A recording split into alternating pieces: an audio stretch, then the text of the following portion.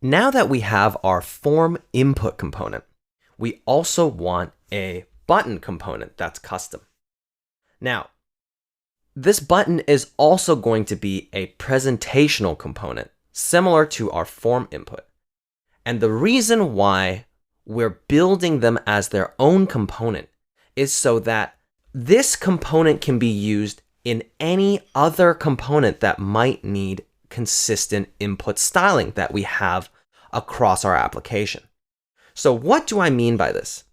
Well, up till this point, we've pretty much limited all of our styling for our titles and our menu items and our collection items all in this or whichever respective component that they're in. So any styling for the homepage sits in the homepage styles.sass file. But now we're running into components that we know are going to be reused across the application. So if we look at our final application, we see that we're going to use the button in our sign-in, we're going to use the button in our sign-up, and we're also going to use our form input across both the sign-in and the sign-up. So limiting our form input styles to just the sign-in would cause us to have to repeat that same style code inside of our sign-up as well.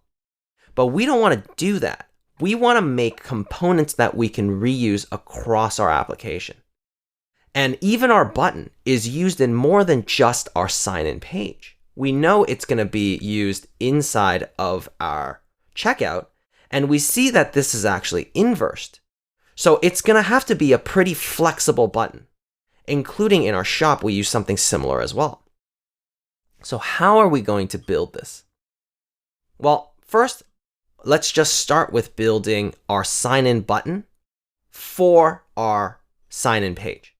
We'll add the functionality as we require it, because this way it allows us to reevaluate and properly consider the trade-offs of how we should build our button. So let's go back to our component. And let's add in this new custom button component.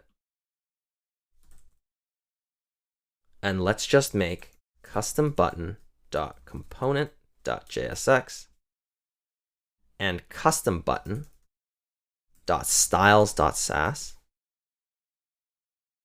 We'll import React. From React, we'll import in our style sheet. And then we're just going to export a stateless functional component called custom button. And it's just going to render a button component.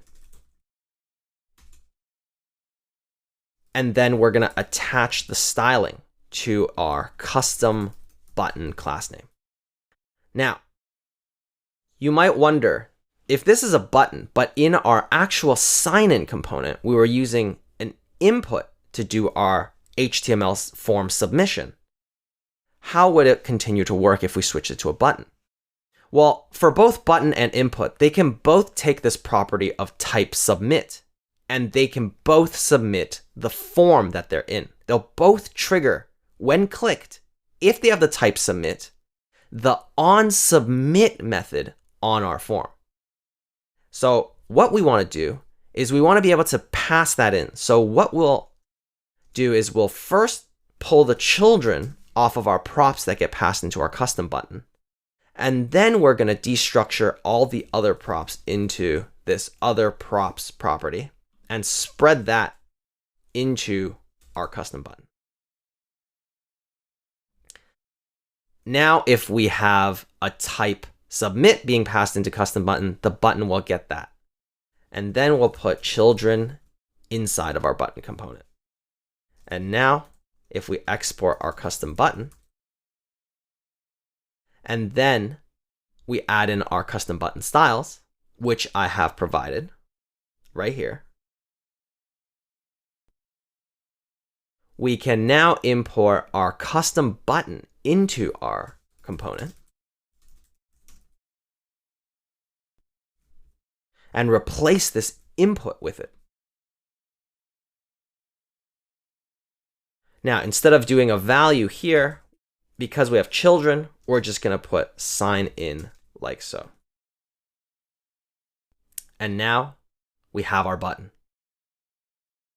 There's a little bit of styling we need to add to our sign in component itself. And what we will do is we will go to our sign in styles. And we're just going to add a display flex, a flex direction of column, because we want all of our elements inside of our sign-in to sit vertically. And then we're also going to add a bit of a margin between our title. So we're going to put margin of 10 pixels on the top and the bottom. And now we have our sign-in component. So next, we're going to start integrating with Firebase, and that is going to be a really exciting lesson.